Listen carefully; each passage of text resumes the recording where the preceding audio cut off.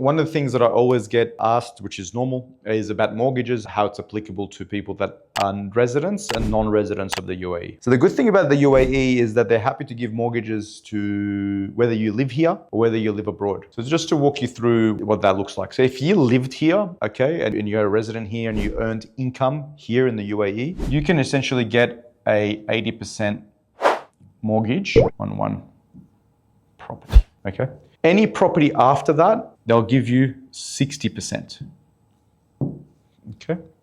And you can have as many depending on your serviceability. One thing the UAE doesn't have, it doesn't have interest-only loans. It's all principal and interest. So any repayments that you're doing is actually paying back what you owe as well, not just the interest. The other thing that I love about the UAE, especially for Muslims, is that they have Islamic certified finance loans, mortgages, that aren't interest, it's called rent, okay? So you rent that profit share. So that's also available for you guys here, which is really good, readily available with normal commercial banks, which is great. The interest rate, let's just call it interest rate, is 3.99% at the moment, 2025, 2026. And you can get that for about 3 years, fixed, okay?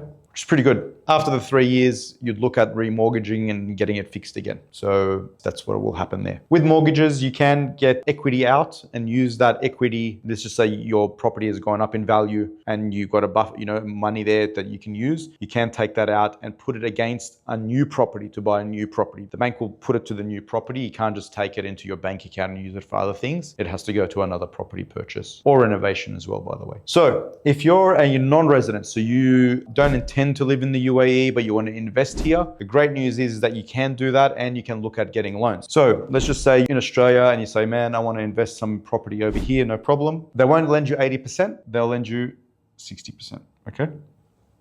You can buy as many properties as you want. Now, sometimes how they check this serviceability is that they'll check what's important for them is showing that you've got an actual income coming from a company, whether it's your company that you own or whether it's a company that you work for. One thing to keep in mind is that you need to show at least 3 to 6 months worth of pay slips, and they'll also ask for a salary certificate confirming that you earn X amount and you've worked there for X many years and all that stuff, just to confirm that what you're saying is right. And they will ask you for your bank statements to show that money that's regularly coming in. So 3 to 6 months, bank statements, and salary certificate from your employer.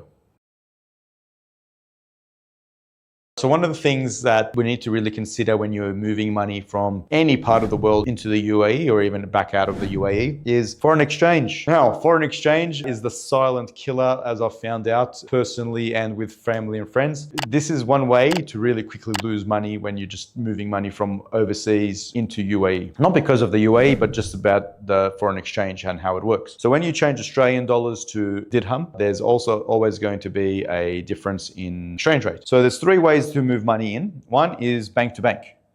Bank to bank. Number 2 is using platforms like Wise or Revolut, for example. Okay.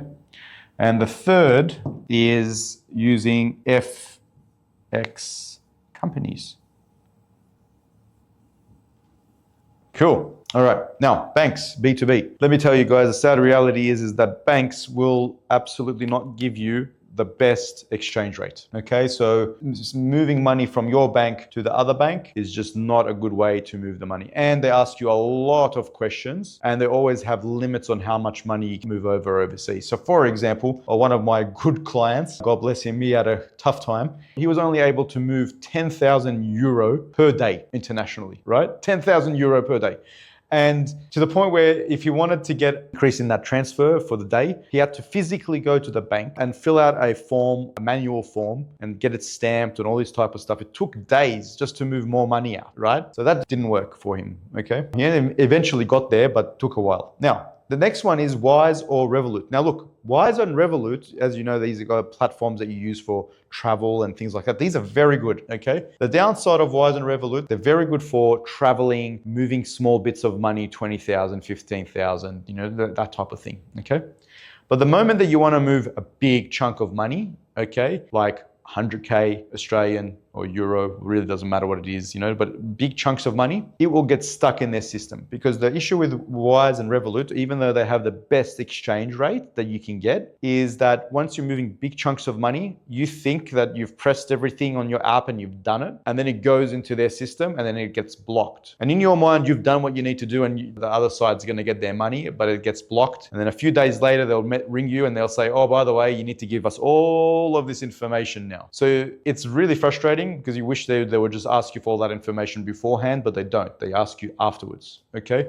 So this is why Wise and Revolut, even though they've got the best exchange rate, a lot of their technology is automated, and it does take a time for a human to come back to you and then ask you all of the information, just delays the process. The last one is FX companies. Now, these guys are where you will save a lot of money. I recommend all my clients that we use reputable FX companies to move money from Australia, Singapore, UK, Europe, wherever you may live, okay?